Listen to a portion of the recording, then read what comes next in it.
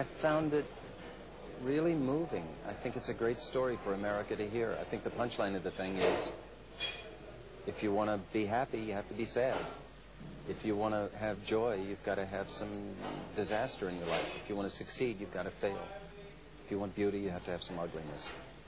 That's a great lesson, I think, for especially my generation to hear.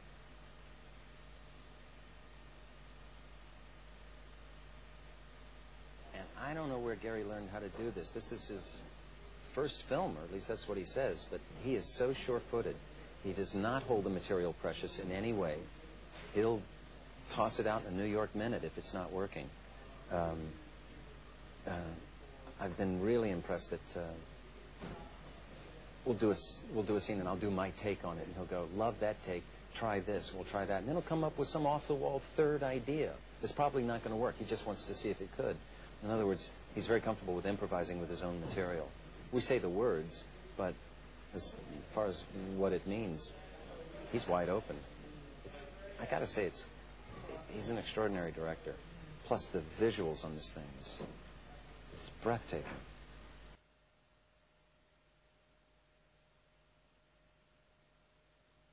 I went to school up in Vermont, Goddard College, and Dave was my teacher. He was what they call a teaching fellow, which means he had graduated and I hadn't. That's about all it meant. And he taught me everything I know.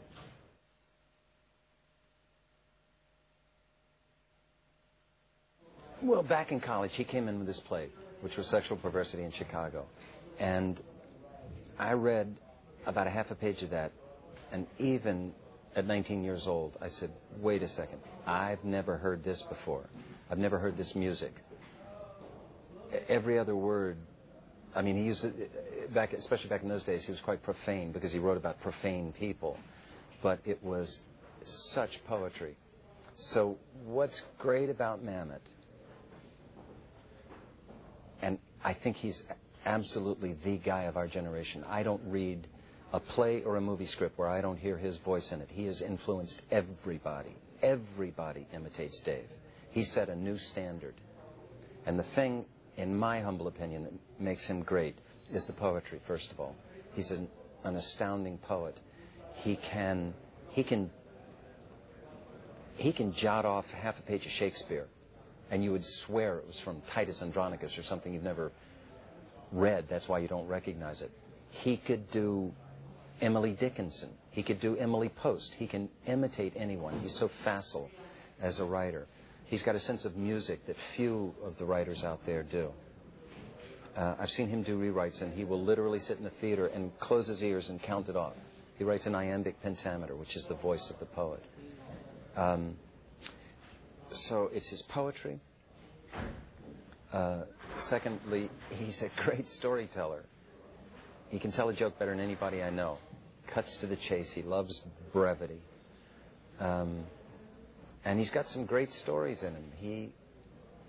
I've seen him, we've been in an event, something has happened, and I've seen him describe the event to someone else, and I've many times marveled the perspective that he saw. I would have told the story completely differently, but his perspective on things is always shocking to me. He's fearless. He doesn't care if you don't like him. He doesn't care if you don't like his writing.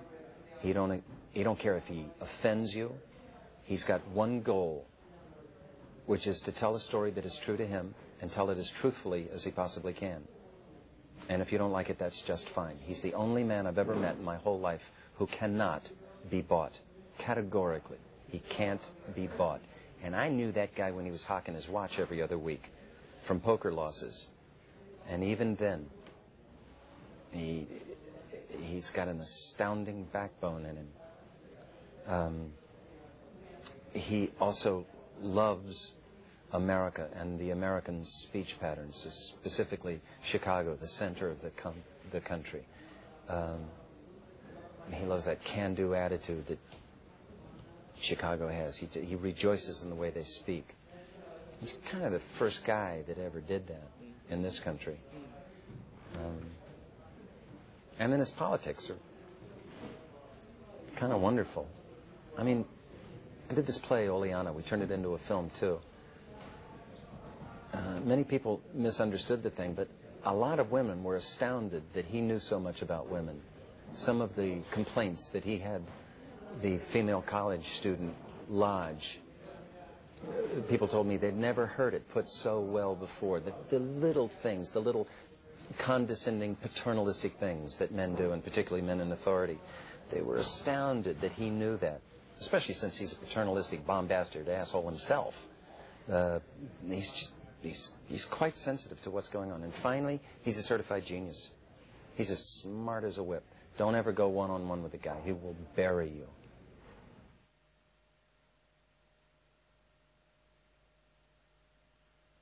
Well, as I understand it, it was a commission, so they hired him to do it. So he didn't choose to write the story. They hired him to write the story. And yes, he absolutely put his stamp on it, as he does everything. I've asked him to write things for me, like we did a benefit at the Atlantic Theater Company. He wrote a song. It was astounding. It was so well done. He wrote the lyrics for it. He writes children's poetry, children's poems. They're so naive and sweet, but clearly his stamp. You wouldn't recognize it. I don't think he's political. I think he's a political fellow. I think he doesn't necessarily find it interesting to put a political agenda in his work. I think he, like Chekhov, thinks that's not the writer's job. I don't want to put words in his mouth, but I don't think he was commenting on, in Wag the Dog, I don't think he was talking about politics or the Clinton administration at all. He was talking about human nature.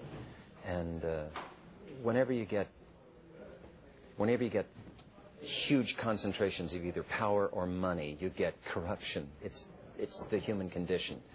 And I don't know if there's a more powerful figure in the world than the President of the United States, and it's going to corrupt as absolutely as they say.